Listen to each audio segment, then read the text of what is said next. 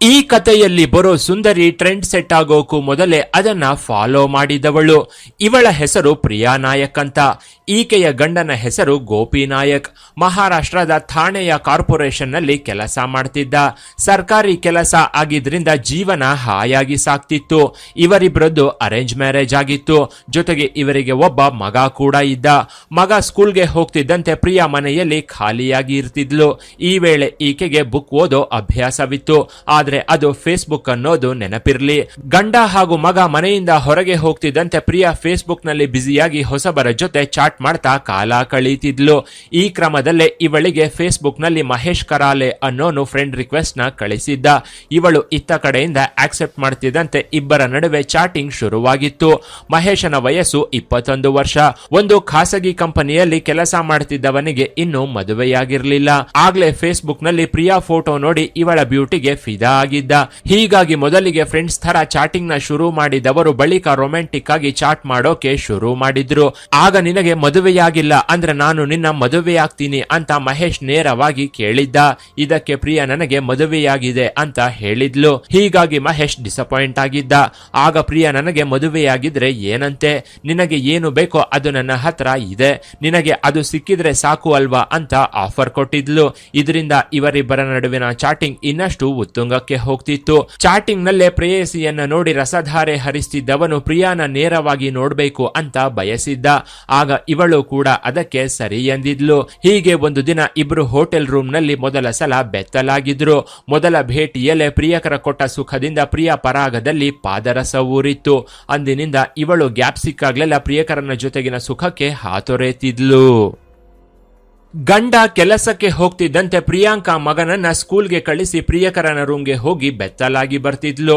ಪ್ರಿಯಾ ಜೊತೆ ರತಿ ಕ್ರೀಡೆ ನಡೆಸೋಕೆ ಅಂತಾನೆ ಇವಳ ಮನೆ ಹತ್ರನ ಮಹೇಶ ಒಂದು ರೂಮ್ ನ ಮಾಡಿದ್ದ. ಹೀಗೆ ಇವರಿಬ್ಬರ ಅಕ್ರಮ ಸಂಬಂಧ 3 ವರ್ಷದವರೆಗೂ ಸಾಗಿತ್ತು.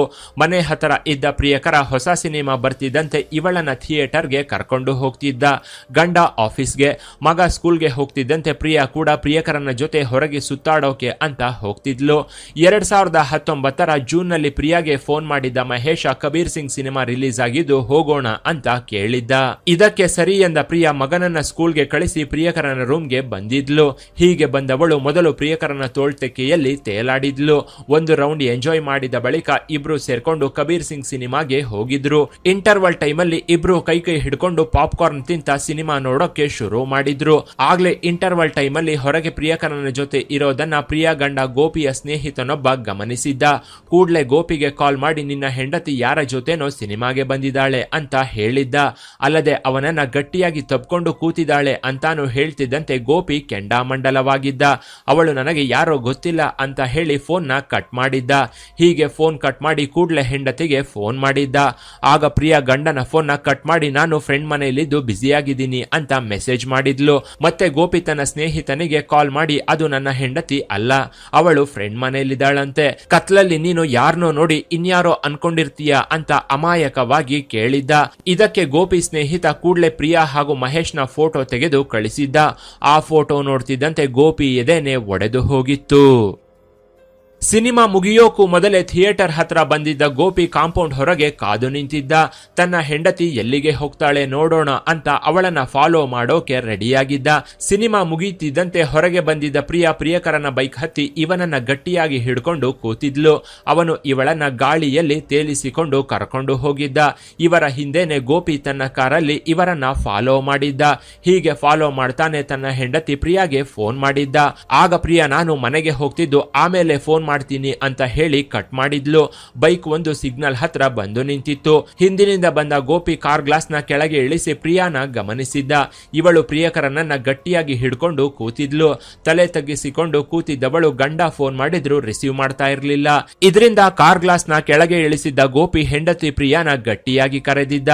ಆಗ ಗಾಬರಿಯಾದವಳು ಪ್ರಿಯಕರನಿಗೆ ಬೇಗ ಗಾಡಿಯನ್ನ ಓಡಿಸುವಂತೆ ಹೇಳಿದ್ಲು. ಸಿಗ್ನಲ್ ಬಿಡೋದಕ್ಕೂ ಮೊದಲೇ ಪ್ರಿಯಕರ ಸಿಗ್ನಲ್ ನ ಜಂಪ್ ಮಾಡ್ಕೊಂಡು ಪರಾರಿಯಾಗಿದ್ದ. ಇತ್ತ ಸಿಗ್ನಲ್ ಬಿಡ್ತಿದ್ದಂತೆ ಗೋಪಿ ನೇರವಾಗಿ ಮನೆಗೆ ಬಂದಿದ್ದ. ಪ್ರಿಯಾ ಮನೆಗೆ ಬರೋದನ್ನೇ ಕಾಯ್ತಿದ್ದ. ಇವಳು ಮನೆಗೆ ಬರ್ತಿದ್ದಂತೆ ಎಲ್ಲಿಗೆ ಹೋಗಿದ್ದೆ ಅಂತ ಪ್ರಶ್ನಿಸಿದ್ದ. ಆಗ ಪ್ರಿಯಾ ನನ್ನ ಫ್ರೆಂಡ್ ಮನೆಗೆ ಹೋಗಿದ್ದೆ ಅಂತ ಕತೆ ಹೇಳಿದ್ಲು. ಯಾರ ಬೈಕ್ ಮೇಲೆ ಹೋಗಿದ್ದೆ ಅಂತ ಕೇಳಿದ್ದಕ್ಕೆ ಅವನು ನನಗೆ ವರಸೆಯಲ್ಲಿ ಅಣ್ಣನಾಗ್ಬೇಕು ಅಂತ ಗಂಡನ ಹತ್ರ ಕತೆ ಕಟ್ಟಿದ್ಲು. ಇದರಿಂದ ಕೋಪಗೊಂಡ ಗೋಪಿ ಪ್ರಿಯಾ ಕಪಾಳಕ್ಕೆ ಭಾರಿಸಿದ್ದ. ಅಲ್ಲದೆ ಥಿಯೇಟರ್ ನಲ್ಲಿ ಪ್ರಿಯಕರನನ್ನ ಹಿಡ್ಕೊಂಡು ಕೂತಿದ್ದ ಫೋಟೋ ತೋರಿಸಿ ಇವಳನ್ನ ನಾಯಿಗೆ ಹೊಡೆದಂತೆ ಹೊಡೆದಿದ್ದ. ಪ್ರಿಯಕರನ ಜೊತೆಗಿನ ತನ್ನ ಕಾಮದಾಟದ ಗುಟ್ಟು ಗೊತ್ತಾದ ದಿನದಿಂದ ಮನೆಗೆ ಬರ್ತಿದ್ದಂತೆ ಗೋಪಿ ಹೆಂಡತಿಗೆ ಟಾರ್ಚರ್ ಕೊಡೋಕೆ ಶುರು ಮಾಡಿದ್ದ. ಇವತ್ತು ಯಾರ ಜೊತೆ ಹೋಗಿದ್ದೆ, ಯಾರ ಜೊತೆ ಮಲಗಿದ್ದೆ, ಅವನು ನಿನಗೆ ಎಷ್ಟು ಹೊತ್ತು ಸುಖ ಕೊಟ್ಟ, ನೀನು ಹೇಗೆ ಎಂಜಾಯ್ ಮಾಡ್ದೆ ಅಂತೆಲ್ಲ ಹೆಂಡತಿಯನ್ನ ಕೇಳ್ತಿದ್ದ. ಅಸಹ್ಯದ ಕೆಲಸ ಮಾಡಬೇಕಾದ್ರೆ ಇವಳಿಗೆ ಏನು ಅನಿಸದೆ ಇದ್ರು ಗಂಡ ಈ ರೀತಿಯ ಮಾತುಗಳನ್ನ ಕೇಳ್ತಿದ್ದಂತೆ ಪ್ರಿಯಾಗೆ ಅಸಹ್ಯವಾಗ್ತಿತ್ತು. ಅಂದಿನಿಂದ ಗೋಪಿ ತನ್ನ ಹೆಂಡತಿಯನ್ನ ಎಚ್ಚರಿಸ್ತಿದ್ದ. ನಿನ್ನ ಮೇಲೆ ನಾನು ಯಾವಾಗ್ಲೂ ಒಂದು ಕಣ್ಣಿಟ್ಟಿರ್ತೀನಿ, ನಮಗೆ ಒಬ್ಬ ಮಗ ಇದ್ದಾನೆ ಅನ್ನೋದನ್ನ ಮರಿಬೇಡ, ನಿನ್ನ ಕಾಮದಾಟಗಳಿಗೆ ಬ್ರೇಕ್ ಹಾಕು ಅಂತ ಗೋಪಿ ಹೆಂಡತಿಗೆ ವಾರ್ನಿಂಗ್ ಕೊಡ್ತಾ ಬಂದಿದ್ದ. ಆದ್ರೂ ಪ್ರಿಯಾ ಸರಿದಾರಿಗೆ ಬರದೆ ಗಂಡ ಟಾರ್ಚರ್ ಕೊಡ್ತಿರೋ ವಿಚಾರವನ್ನ ಪ್ರಿಯಕರನ ಹತ್ರ ಹೇಳ್ಕೊಂಡು ಕಣ್ಣೀರು ಹಾಕಿದ್ಲು. ಅಲ್ಲದೆ ಗಂಡ ಕೆಲಸಕ್ಕೆ ಹೋಗ್ತಿದ್ದಂತೆ ಮಗನನ್ನ ಸ್ಕೂಲ್ಗೆ ಕಳಿಸಿ ಮತ್ತೆ ಪ್ರಿಯಕರನ ರೂಮ್ಗೆ ಬಂದು ತನ್ನ ಪರಾಗ ಸ್ಪರ್ಶವನ್ನ ಮಾಡಿಸಿಕೊಳ್ತಿದ್ಲು. ಆದ್ರೆ ಗಂಡನಿಗೆ ತನ್ನ ಕಾಮದಾಟ ಗೊತ್ತಾದ ದಿನದಿಂದ ಪ್ರಿಯಕರನ ಜೊತೆ ಭಯದಲ್ಲೇ ಬೆತ್ತಲಾಗ್ತಿದ್ಲು.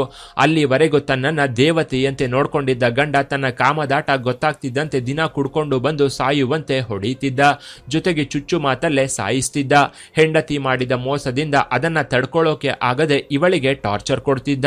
ಒಂದು ಕಡೆ ಗಂಡನ ಟಾರ್ಚರ್ ತಡ್ಕೊಳ್ಳೋಕು ಆಗದೆ, ಇನ್ನೊಂದು ಕಡೆ ಪ್ರಿಯಕರನ ಜೊತೆ ಸೇರಿ ಶೃಂಗಾರವನ್ನು ನಡೆಸೋಕು ಆಗದೆ ಪ್ರಿಯಾ ಒದ್ದಾಡಿ ಹೋಗಿದ್ಲು.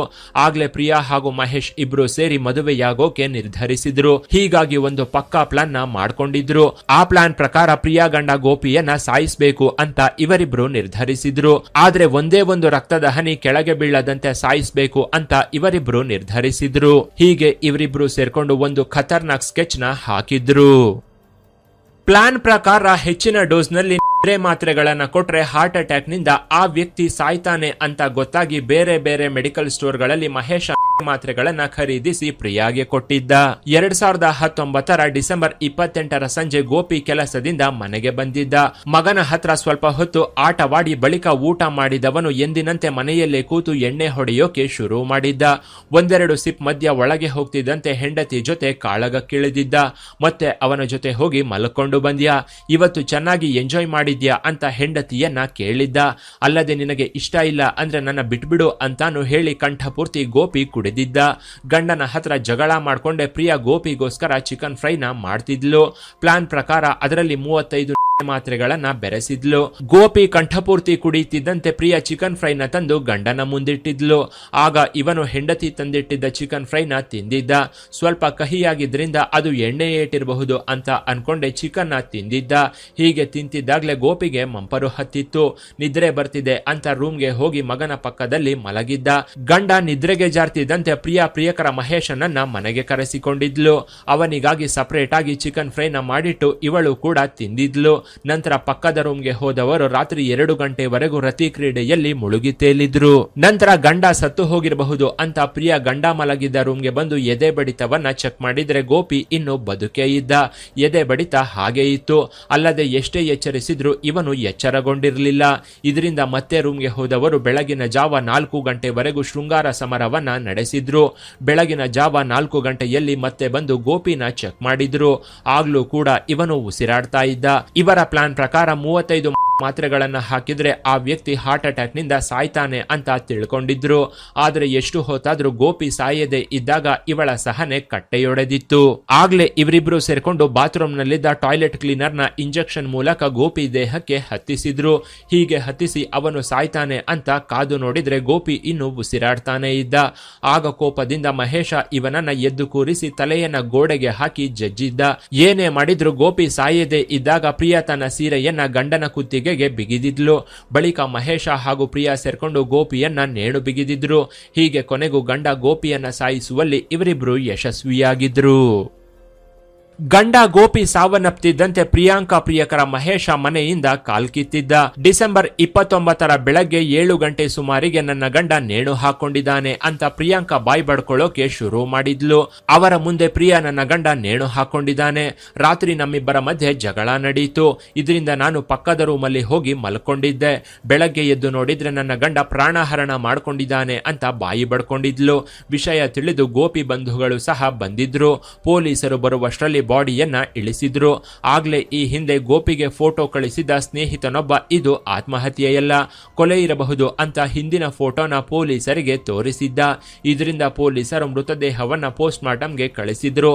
ಆಗ ಗೋಪಿ ಮೃತದೇಹದಲ್ಲಿ ಮಾತ್ರೆಯ ಅಂಶ ಇರೋದು ಪತ್ತೆಯಾಗಿತ್ತು. ಅಲ್ಲದೆ ಗೋಪಿ ದೇಹದಲ್ಲಿ ಟಾಯ್ಲೆಟ್ ಕ್ಲೀನರ್ ಕೂಡ ಸೇರಿದೆ ಅಂತ ಡಾಕ್ಟರ್ಗಳು ಹೇಳಿದ್ರು.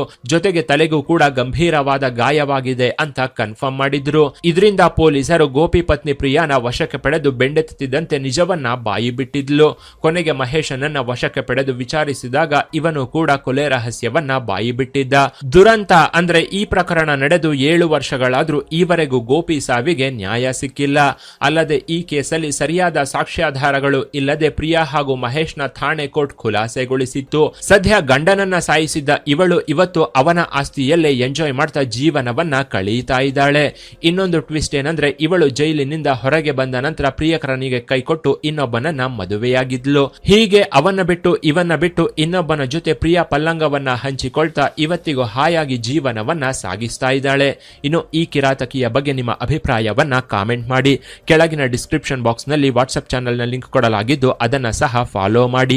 ಇನ್ನಷ್ಟು ಇಂಟ್ರೆಸ್ಟಿಂಗ್ ವಿಡಿಯೋಗಳಿಗಾಗಿ ಚಾನೆಲ್ನ ವಿಸಿಟ್ ಮಾಡಿ.